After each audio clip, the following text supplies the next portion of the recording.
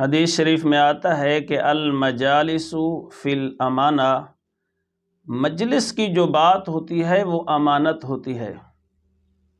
دوست کے صرف مال کا امانت دار نہیں ہوتا، محافظ نہیں ہوتا، بلکہ دوست کے راز کا بھی محافظ ہوتا ہے۔ کسی دوست نے کسی دوست کو اپنا راز بتایا، کوئی مشورہ لے لیا، کوئی پریشانی کی وجہ سے گھر کی بات بتا دی، تو آگے دوست کو چسکا تھا باتوں کا، عادت تھی غیبت کی، اس نے شیئر کرنا شروع کر دیا اور اس کو رسوا کرنا شروع کر دیا۔ میرے دوستو، اسلام اس چیز کی بہت نفی کرتا ہے۔ حضور صلی اللہ علیہ وآلہ وسلم نے فرمایا کہ جس آدمی نے کسی مسلمان کو رسوا کیا، اللہ اس کو ضرور رسوا کریں گے، چاہے وہ 7 کمروں کے اندر بھی چھپ جائے۔ تو اللہ رب العزت اس آدمی سے بہت محبت رکھتے ہیں جو لوگوں کے عیبوں پر پردہ ڈال دے، کسی کی بات کسی کو نہ بتائے، چھپا دے کسی کا راز، اس کی بات سن کے اسے دفن کر لے۔ اکثر یہ ہمارے ہاں جھگڑے، ہمارے ہاں ایک دوسرے کی غیبت، گلہ شکوہ چلتا رہتا ہے۔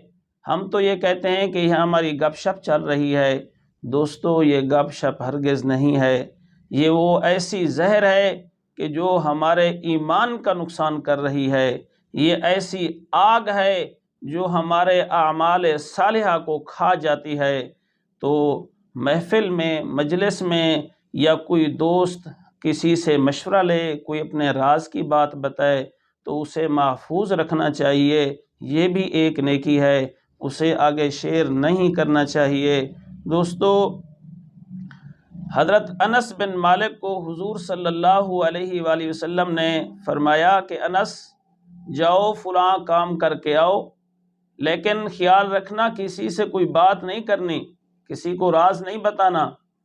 تو حضرت انس بن مالک رضی اللہ تعالی عنہ گئے، وہ کام جو حضور صلی اللہ علیہ وسلم نے فرمایا تھا وہ کام کر کے واپس آ گئے اور آقا سے ملنے کے بعد گھر چلے گئے۔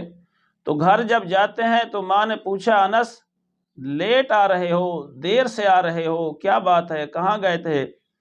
تو حضرت انس بن مالک امی کے سامنے ہاتھ جوڑتے ہیں، عرض کرتے ہیں کہ امی، حضور صلی اللہ علیہ وسلم کا راز ہے، بتا نہیں سکتا۔